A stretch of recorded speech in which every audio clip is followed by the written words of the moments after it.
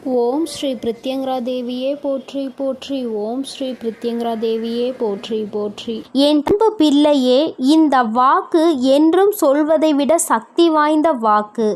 ஏனென்றால் என் குழந்தை, உன் வாழ்க்கையில் நடக்கின்ற சில பிரச்சனைகளுக்கு இதுவும் ஒரு முக்கியமான காரணமாக இருக்கலாம் என்பதனை உணர்ந்ததினால்தான் இன்று உனக்கு இந்த செய்தியினை கொண்டு ஓடோடி வந்திருக்கிறேன். என் தங்கமே, உன்னுடைய வீட்டில் இந்த பொருட்கள் எல்லாம் இருந்தால் முதலில் நீ அகற்றிவிட வேண்டும். எதற்காக வென்று அம்மா சொல்கிறேன், அது யாருடைய பொருட்கள் என்று நான் சொல்கிறேன். என் குழந்தையே, பொதுவாகவே இறந்தவர்கள் உன்னுடைய இல்லத்தில் சுற்றி சுற்றி வருவது போன்ற ஒரு உணர்வு உனக்கு தோன்றிக் கொண்டே இருக்கலாம். அவர் இந்த உலகத்தை விட்டு சென்றவர் என்றால், அதாவது அவரது உடலை விட்டு உயிர் பிரிந்து விட்டது என்றால் மீண்டும் அவரோடு நம்மால் சேர முடியாது. என் தங்கமே, அவர்கள் இருக்க வேண்டிய இடத்தில் நிம்மதியாக இருக்க வேண்டும் என்று நினைக்க வேண்டுமே தவிர ஒருபோதும் அவர்களின் நிம்மதியை கெடுக்கக்கூடாது. இறந்தவர்களுக்கும் அவர்களுக்கு என்று ஒரு உலகம் இருக்கிறது. அங்கே அவர்கள் நிம்மதியாக இருக்க வேண்டும் என்றுதான் என் பிள்ளை நீ நினைக்க வேண்டும். என் தங்கமே, அகால மரணம் அடைந்தவர்கள் யாரேனும் உன்னுடைய இல்லத்தில் நிச்சயமாக இருந்தால் அவர்கள் உன் இல்லத்தில் சுற்றி சுற்றி வருவது போல ஒரு உணர்வு உனக்கு தோன்றுகிறது என்றால் முதலில் ஒரு விஷயத்தை புரிந்துகொள். நிச்சயமாக அவர்களின் ஜாதகத்தை நீ வீட்டில் வைத்திருக்க கூடாது. அவர்களின் ஜாதகத்தை ஓடுகின்ற நீரில் போட்டுவிட வேண்டும். என் தங்கமே, இதையெல்லாம் சொல்லும் பொழுது அம்மா, அவர் என்னுடைய உயிரானவர்கள் அல்லவா, நான் எப்படி அதை போடுவேன் என்று நீ நினைக்கலாம். என் தங்கமே, நீ அதை போடாமல் அங்கே வைத்திருப்பது உனக்கு நல்லது என்று நீ நினைக்கலாம். ஆனால் அது அவர்களுக்கு நீ தீமை செய்கிறாய் என்பதை மறந்துவிடாதே. அவர்களால் நிம்மதியாக அங்கு இருக்க முடியாது. அவர்கள் இருக்க வேண்டிய இடத்தில் அவர்கள் சந்தோஷமாக இருக்க முடியாது.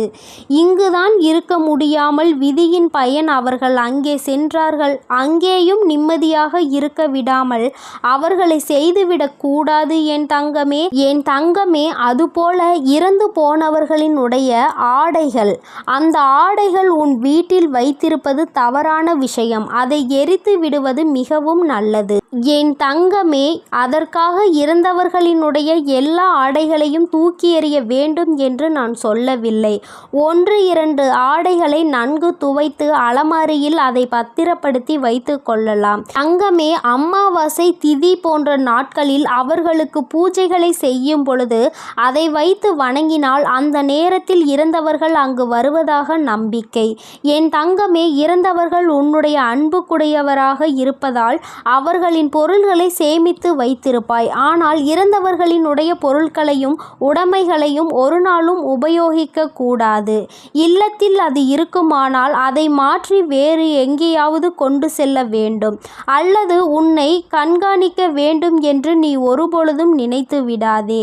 அவர்கள் உன்னை விட்டு சென்றது ஏற்றுக்கொள்ள முடியாத விஷயம்தான். ஆனால் அவர்கள் சென்று விட்டதை மாற்றி எழுத முடியாது அல்லவா? அவர்களை மீண்டும் நிச்சயமாக கொண்டு வர முடியாது. ஆனால் அவர்களை அங்கேயாவது நிம்மதியாக இருக்க வைக்க முடியும்.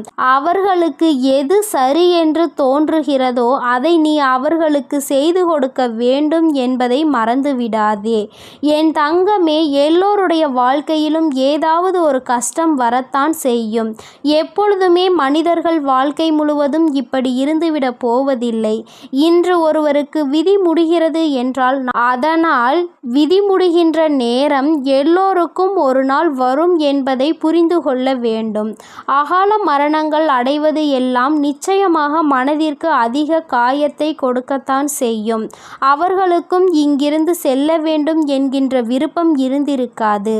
ஆனால் மனம் நொந்துதான் அவர்களும் இருந்து கொண்டிருப்பார்கள். அந்த நேரத்தில் அவர்களை நீ ஞாபகப்படுத்தும் விதமாகவோ உன்னுடைய இல்லத்திற்கு கொண்டு வரும் விதமாகவோ சில காரியங்களை செய்யும் பொழுது பொழுது அது உனக்கு மிகுந்த வேதனையை கொடுக்கும். அந்த வேதனை அவர்களையும் கொண்டு போய் சேர்க்கும் என்பதை மறந்து விடாதே என் தங்கமே. அது மட்டும் அல்லாமல் இந்த வாழ்க்கையில் அவர்களினுடைய பயணம் முடிந்துவிட்டது என்பதை அவர்களே மிகவும் அதிகமாக கஷ்டப்பட்டு ஏற்றுக்கொள்ள தொடங்கியிருப்பார்.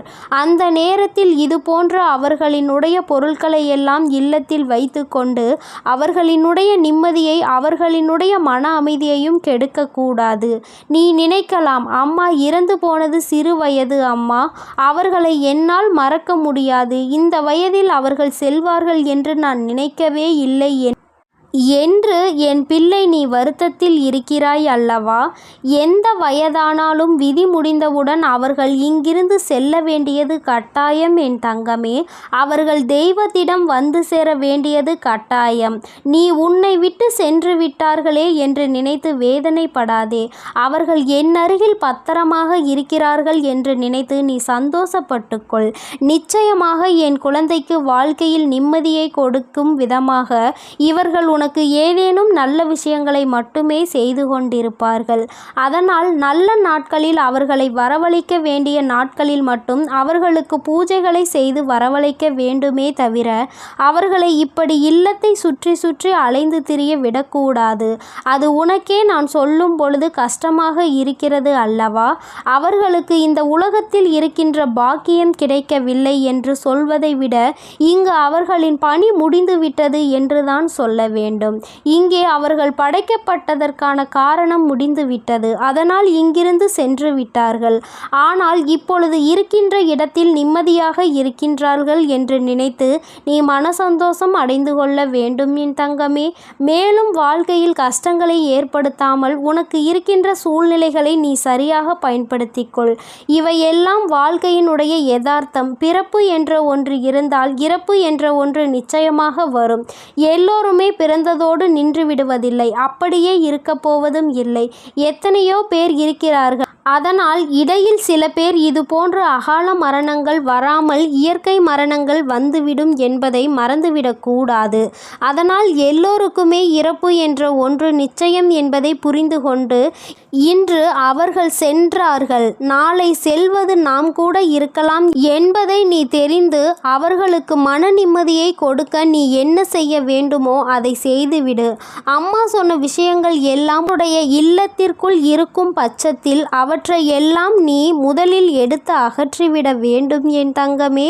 அதன் பிறகு அவர்களுக்கும் மன நிம்மதி கிடைக்கும். உன்னுடைய இல்லத்தில் இருக்கின்ற பல பிரச்சனைகள் நீங்கி அங்கே சந்தோஷம் பெருகெடுக்கும். என் தங்கமே, நீ நினைக்கலாம், அம்மா அவர்களே சென்ற பிறகு எனக்கு என்ன சந்தோஷம் இந்த வாழ்க்கையில் இனிமேல் அனுபவிப்பதற்கு என்று எதுவும் இல்லை என்று நீ நினைக்கலாம். அவர்களோடு நானும் சென்று விடுகிறேன் என்று நீ சொல்லலாம். என் தங்கமே, நீ ஆசைப்பட்டால் உடனே அது போன்று நடப்பது கிடையாது. உன்னுடைய விதி எப்பொழுது முடிகிறதோ, நீ வந்ததற்கான வேலை எப்பொழுது முடிகிறதோ அப்பொழுதுதான் உன்னால் இங்கிருந்து விடைபெற முடியும் என்பதை நீ புரிந்து கொண்டு நடந்து விதியினை ஏற்றுக்கொண்டு வாழ்க்கையின் யதார்த்தத்தை புரிந்து கொண்டு நடந்து கொள் என் செல்லமே. என் குழந்தையே, நிம்மதியாக நீ இருக்க பழகு. மன நிம்மதியோடு நீ இருக்க வேண்டும் என்றுதான் உன்னை விட்டு பிரிந்த அந்த ஆத்மாவும் ஆசைப்பட்டு கொண்டிருக்கிறதே தவிர ஒரு நாளும் நீ கண்ணீர் சிந்த வேண்டும் என்று அவர்கள் நினைத்ததில்லை. அவர்கள் இருக்கின்ற இடத்தில் அவர்கள் நிம்மதியாக இருக்கின்றார்கள். நீ இருக்கின்ற இடத்தில் நீயும் நிம்மதியாக இருக்க வேண்டும் என் தங்கமே. இந்த வராகி அம்மாவினுடைய ஆசீர்வாதங்களும் உன்னுடைய குலதெய்வத்திற்கான ஆசீர்வாதங்களும் உனக்கு எப்பொழுதும் முழுமையாக கிடைக்கும். அதனால் நீ எதற்காகவும் கலங்காதே, எதை நினைத்தும் வருந்தாதே. நீ நல்லதையே நினைத்தால் உன் வாழ்வில் எப்பொழுதும் உனக்காக நான் நல்லதை மட்டுமே செய்து கொடுப்பேன் என்பதை நீ மறந்து விடாதே. என் தங்க பிள்ளையே, நீ நல்லதையே நினைத்தால் உனக்கு எப்பொழுதும் நல்லதே நடக்கும். ஓம் ஸ்ரீ பிரித்யங்கரா தேவியே போற்றி போற்றி. ஓம் ஸ்ரீ பிரித்யங்கரா தேவியே போற்றி போற்றி. ஓம் ஸ்ரீ பிரித்யங்கரா தேவியே போற்றி போற்றி. ஓம் ஸ்ரீ பிரித்யங்கரா தேவியே போற்றி போற்றி.